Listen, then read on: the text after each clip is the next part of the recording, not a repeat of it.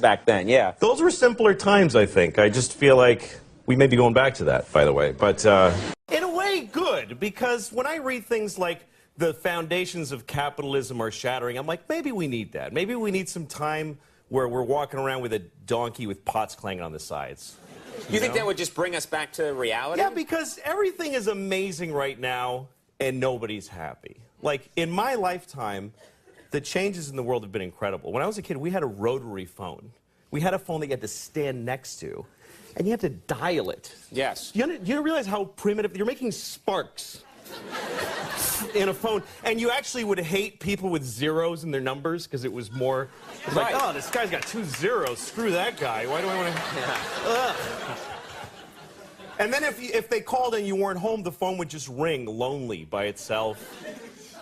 And then if you wanted money, you had to go in the bank for when it was open for like 3 hours. You had to stay in line, write yourself a check like an idiot. And then when you ran out of money, you'd just go, well, I can't do any more things now.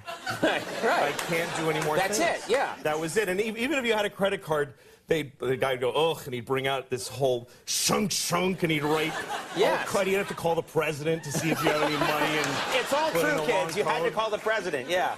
It was ridiculous. Yes. Do you feel that we now, in the 21st century, we take technology for granted? Well, yeah, because now we live in an amazing, amazing world, and it's wasted on the crappiest generation of just spoiled idiots that don't care, because this is what people are like now. They got their phone, and they're like, it won't. Give it a second. It's going to space. Can you give it a second to get back from space? Is the speed of light too slow for you? Yeah.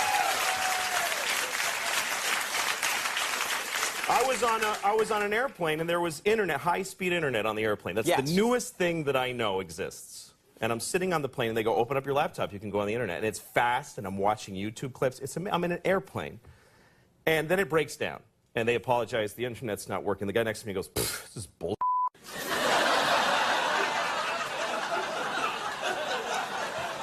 Like, how quickly the world owes him something he knew existed only 10 seconds ago.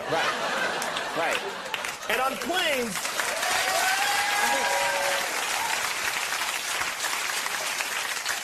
flying is the worst one, because people come back from flights and they tell you their story. And it's like a horror story. They act like their flight was like a cattle car in the 40s in Germany. That's how bad they make it sound. Right. They're like, it was the worst day of my life.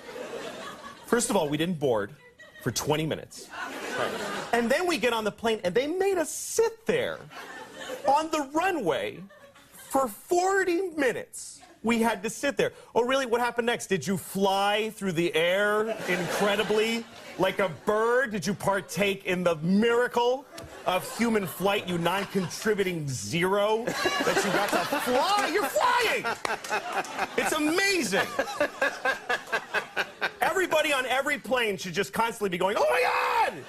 Wow! Yes! You're flying. You're sitting in a chair in the sky. Yes. Yeah. He's right. Now, Louis. But it doesn't go back a lot. and it's not really. You know, here's the thing. People, like, they say there's delays on flights. Yeah. Delays, really? New York to California in 5 hours. That used to take 30 years to do that. And a bunch of you would die on the way there and have a baby. You'd be a whole different group of people by the time you got there. Now you watch a movie and you take a dump and you're home. Yeah.